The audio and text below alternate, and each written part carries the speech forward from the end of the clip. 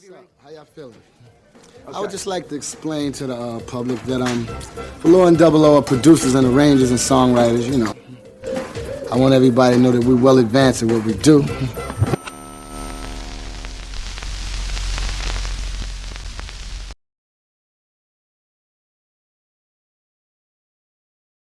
And we're gonna give y'all a little demonstration, right? Trying to rap, you lose. This music ain't the blues, you stupid little fool. I own a hip-hop school. It's time to show down in front of the crowd. I got super hype rhymes. I never talk loud. I like Drake cake, but suckers I hate. When they're real fake, yo, I use them for bait. I concentrate, yeah, to rock all states. My game is fame because I'm great. My gun's nickel-plated, ripping up stages. Do I got a lot of rhymes? Yo, I got pages. This is Music Town. You get beat down. You know, understand in life that, you know, don't take anything for granted. You know what I mean? There's opportunities out here, and if you don't know about it, because nobody ever told me about recording or recording music. I wasn't even thinking of being a musician because, first of all, I couldn't sing. I couldn't play an instrument. And that's what was out. Hip-hop was new. Yeah. Hip-hop was new, so why would I ever think I'm going to make a record? Think about it. I can't play an instrument. I can't sing. I'm damn sure not the Jackson 5. You know what I'm saying? Yeah. I'm not no musician. I'm not no Quincy Jones type dude. So what is going to make me ever make a record? So it just fell in my hands. Yeah. You know what I mean? Just because I had dipped and dabbed in the new culture that was coming up, and it was rhyming involved. So I had a little flow, and that was it. I was nowhere near as good as the dudes that was already doing it for a long time. But, I mean, I was all right. But you had preparation. They say luck is preparation meets opportunity. I was prepared. Yeah, I was prepared when he called me and he listened to me. I was prepared. I mean, I had a lot of rhymes and I had a little flow. You know what I mean? I was really stealing from this person, that person, and developed a little flow. But and he took me in the studio. Yeah, he took me into the studio, and that's what opened me up. And then later on, I kept doing it. And with the same guy or what? Yeah, I did 2 records with him. And then after that, what happened is, you know the group Houdini? Yeah. Okay, Houdini, they made One Love, Freaks Come Out at Night. Freaks Come Out at Night. Freaks Come Out at Night. They made that. And they made One Love, One Love. Lucky just to have just one love. Yeah. Okay. The group called Houdini, my boy named Grandmaster D, he's the DJ for Houdini. So what had happened was the group Houdini had got on through a guy named Mr. Magic. He's a legendary guy. He's a DJ in New York City. And he had a radio show. And a guy named Jalil, he used to work for him up in the radio show. And a record company named Jive Records from London, England, was looking for somebody to do some hip-hop records with. So anyway, he passed the opportunity on to Jalil, and Jalil formed Houdini, the group Houdini. And the group Houdini became Jalil, Ecstasy, and the Grandmaster D. And the Grandmaster D, that was my childhood friend, grew up with. I'm still friends with him today. He went overseas and he made a record with Houdini. They did albums and they did a lot of records. And when he came back from England and came back from doing some things, he was the one who told me, listen, there's new record companies signing rap groups, but this is what they're looking for. They're looking for stories. So that's what kind of took me to the next level, because really I was more like a constant rhyme. I wasn't so much a storyteller. I was more just a freestyle constant rhymer. You know, I just rhyme. I didn't really have a concept. I didn't stop and count my bars and do it in more in a song format. So anyway, when he told me that, that's when I went and started formulating my songs. So the songs now was more formulated like a song than just somebody just rhyming. And and never had a hook, never had a concept to the song. So that's where you got the more rap songs. You know, like you hear LL Cool J say, I need love. He keep coming back. He said, I need love. You know what I mean? I see what you're saying. You had to have a concept. So it was a concept, not necessarily like, you know, like real a story, like a Slick Rick type story, but you just had to have an overall concept to the song. Concept. Yeah, I got what you're saying. Slick Rick was an exception, but he still had concepts too. He would always come back to the hook. But Slick Rick sometimes would give you a long story because he was very good at telling a story. Plus, Slick Rick had what I call a natural identity. He had a natural gimmick. He was the one with the London European accent. Mm-hmm. Wasn't too many rappers doing that. There was one other rapper doing it a little bit, Dana Dane, but he wasn't the original. Slick Rick was the original. I see. So Slick Rick had a standout identity, you know what I mean? Like, he still do today. When you hear his songs, you hear that English little accent he got, you know what I mean? Mm-hmm. The ruler's back, yeah. Yeah, he had that accent, he had that kind of identity to his vocals. Nobody sounds like him. So he was an exception. But if you listen to all the songs, let's say from even before the 80s, like 70, 79, 81, if you listen to the Cold Crush, if you listen to the Treacherous 3, if you listen to Spoonie G, they all got hooks. The only thing that changed is that the verses in between the hooks were longer on the older records. Then later, when the records started being more modernized, the hook came quicker. Because remember, now they selling the record. It's becoming business. Mm. You gotta have something for the fans to sing along to. Right, you got it. You need something for them to memorize. Mm. That's the hook. It got to come back to the hook. Remember, Outkast came, they said soul food. You always heard them come back to soul food. Mm-hmm. No, not Outkast, Goody Mob. Yeah. They always come back to soul food. You know what I'm saying? When they sing the record soul food, it's a hook. It got to be a hook in the song. Good old-fashioned soul food. Huh? Yeah, they keep coming back to the hook. So now it's business. Now they selling it. They brainwashing the public with the hook. And that's what you hear today. Like most of the records today, they really hooks. If they not hooks, it's a melody in the song that brainwashes you in the music. It's either the melody or the hook that the vocalist is singing. Is the seller to a record. Yeah. So, you know, you got your boy came back. He told you they're looking for the concept. Yeah. So you get that going. You get that rocking, and then what's the next milestone you say you reach? Well, after that, what happened was they went on tour. They blew up. That was the era of what they call the Fresh Fest, and a lot of the Def Jam original artists, T-La Rock. He's the one who made a record called It's Yours. And LL Cool J, as you know, LL became, ended up becoming a legend over a period of time. And Slick Rick. Slick Rick was on Def Jam. And then you had Dougie Fresh and the Get Fresh crew, which was also down with Slick Rick and Dougie Fresh was down together at the beginning. But Dougie Fresh and them ended up going on another label, making records. Houdini was making records. Then a little later, you had some other groups too. A lot of groups, I could name them on, and a lot of groups that didn't really get as big as them. You had the Roxanne, UTFO. Yeah. Then you had the Juice Crew, MC Shan. Yeah, MC Shan. You had Marley Marl's whole crew, Coogee Rap, Roxanne Shante.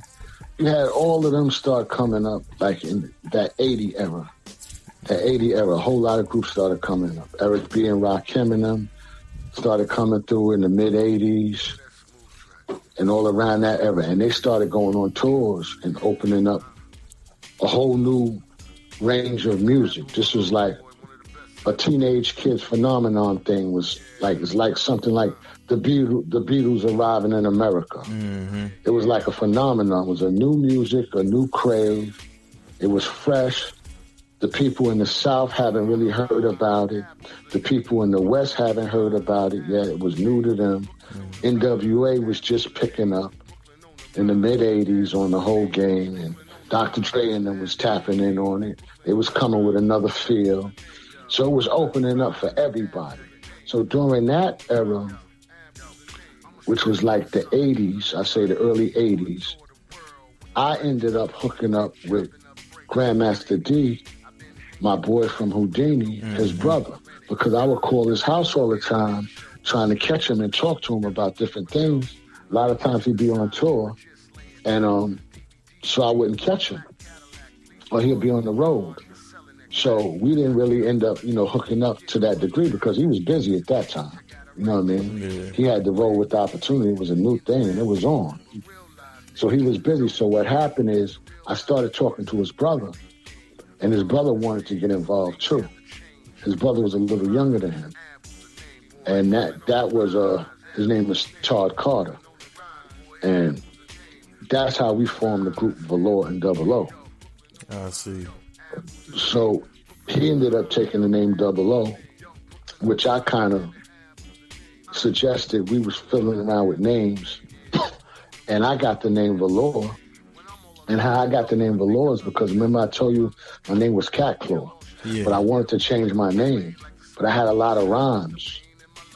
And I wanted the name to still rhyme, my rhymes to still rhyme with my new name. So that's how I ended up with the name Velore. I see. Because if you notice, Velore rhymes with Cat Claw. So I took the name Velore. And I originally was spelling it Valaw, but I changed it to another spelling. And then I had the name Velore, and then we came up with his name, Double-O. So that's how we came with Velore and Double-O. We was trying to change the name. But before that, we had a group name called the Ebony Dukes. Yeah, I saw that.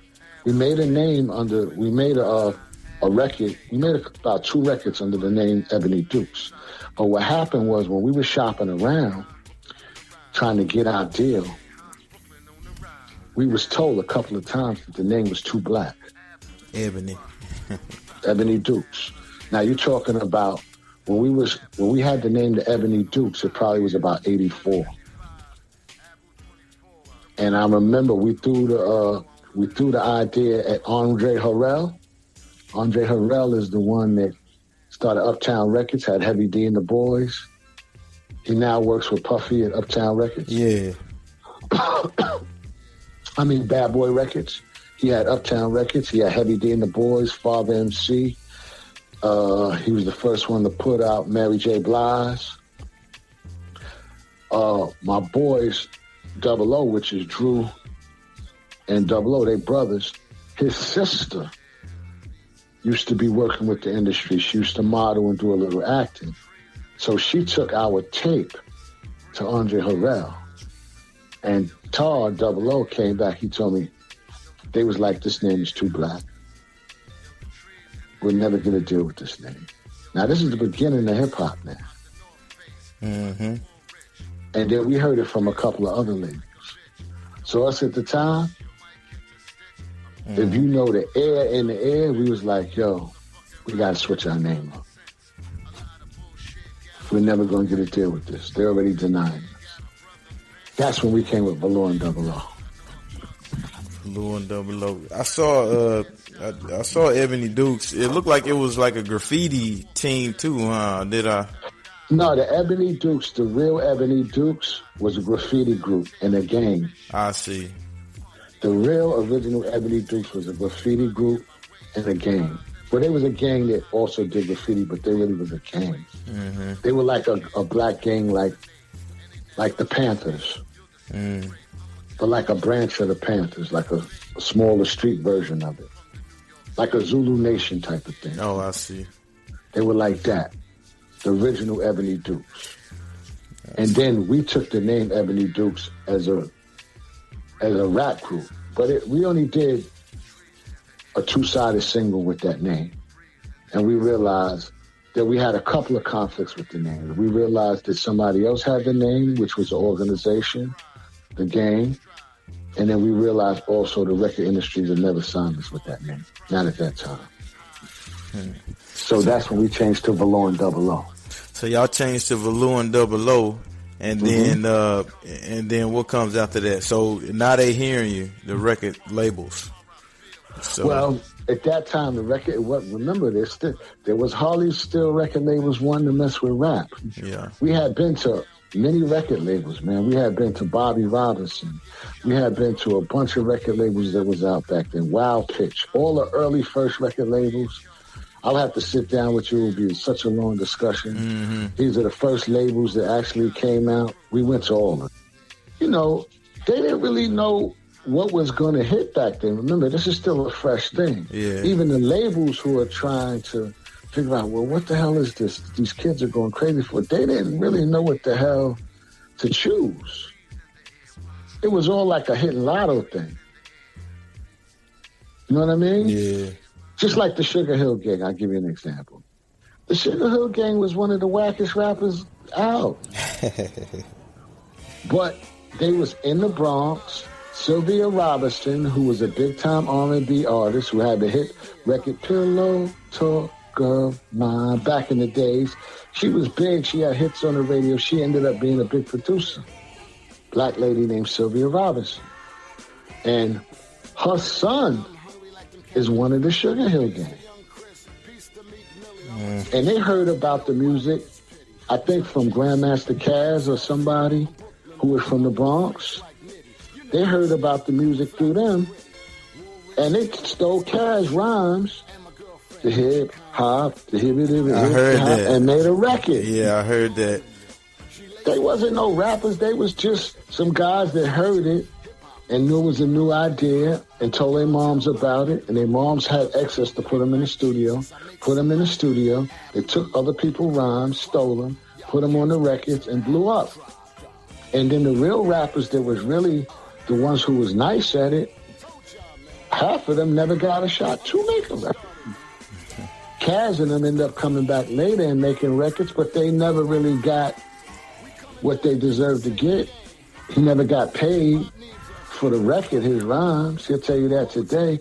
But even though, unfortunately, Sugar Hill Gang made it become worldwide and very international. You know what I mean? That was and the breaking point. And the rhymes, the way they set them was not complex as if you listen to the Cold Crush, or you listen to the Fantastic Romantic Five, and the other artists that were out there, Spoonie G, Busy B, they were a little more complex and had a little more. Double Trouble, Debbie Dab, all of these different MCs that were from the Bronx. If you listen to their tapes, they had flow at a very young age and early. Their style was advanced. When you listen to the Sugar Hill Gang, they sound like kindergarten rappers compared to how Caz and all of those guys were sounding back then. Kumo D, Treacherous 3, they were sounding complex. But unfortunately, they didn't get the recognition ever that they should have got for hip-hop.